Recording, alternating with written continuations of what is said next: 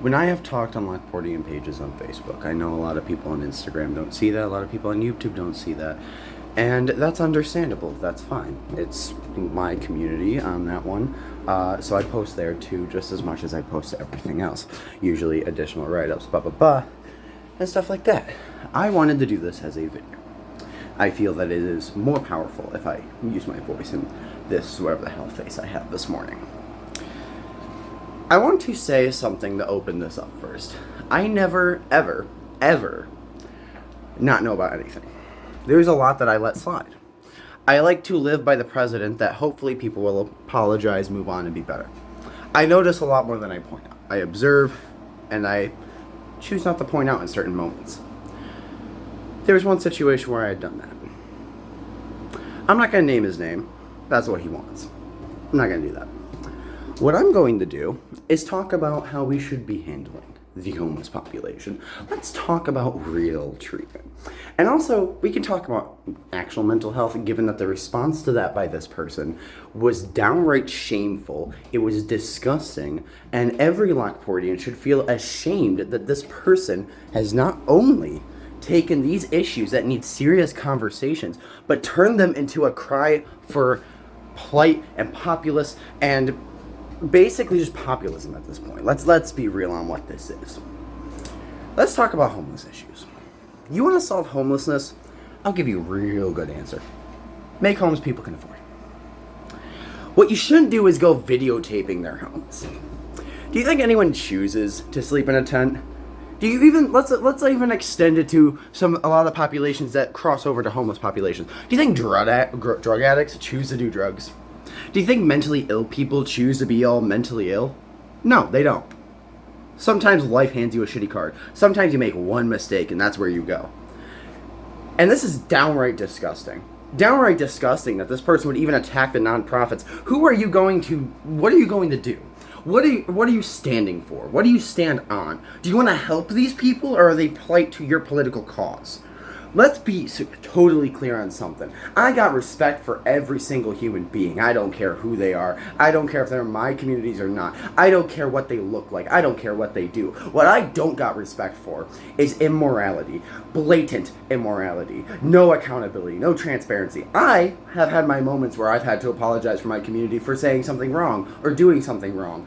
But you, sir, because I know you're watching this by now, do not have any accountability or transparency in what you are doing, and you know that. And why are you throwing rocks and hiding your hands? If you're going to throw rocks, show your hands and your glass house while we're at it. Because you're not as powerful as you think. Nobody likes you. A community leader has to lead on two things, not only their own agenda, but the actual approval from the community. If I want to do something in the community, I need to make sure it's good by that community. I need to make sure I have the votes from that. I told the mayor this. It's a very simple concept. It's actually what democracy was built on, in case you didn't know, but I believe you didn't. And to go around doing that is disrespectful. Taking pictures of people's homes. Yeah, sure, a tent isn't a great home, but it's better than nothing. Because you got somewhere to sleep tonight, right? You got some food to eat. You got a paycheck in your hand. You got a credit card, ID. They don't got that. Call city officials. I love this city.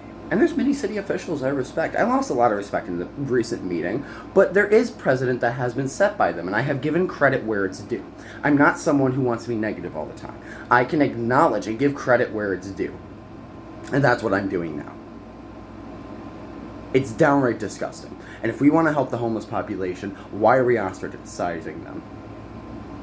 Because you can not want them in your backyard. You can not want them on Walnut. You could not want them on Washburn. You could not want them on Main Street. But then where are they going to go?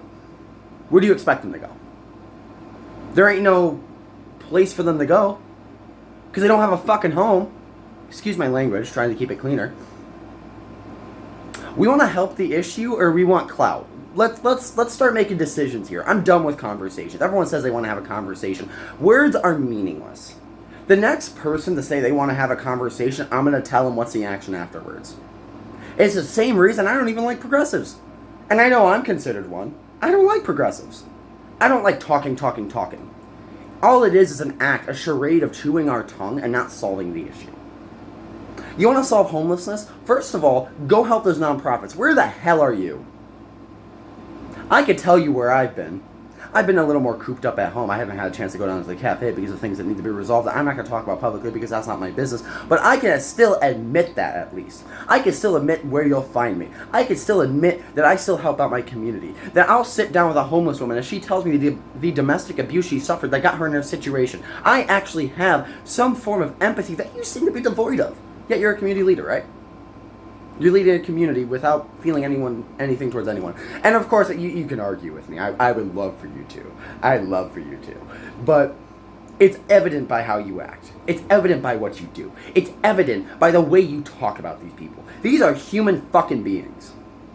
They breathe, they live. You know what? Let me make it a little more simple. Use a little bit of a realistic metaphor. They'll bleed, die, and eat the same as you. They live the same as you. The same blood, the same organs. The only difference is that they have not and you have. We want to solve the homeless population. Let's actually get educated on this. And I have no problem doing the research and bringing it forth. I have no problem bringing up the resources that gladly can tell you how to get involved. You want to volunteer? I can gladly go around the nonprofits and ask what they need. I would love to. I've done documentaries. I'd love to go talk to them. Do we want to solve issues or do we want to position people like this? Who's going to go around and take pictures and videos of people's homes? Really funny. How come the people that have are always judging the have-nots? We need to start questioning who we have as community leaders.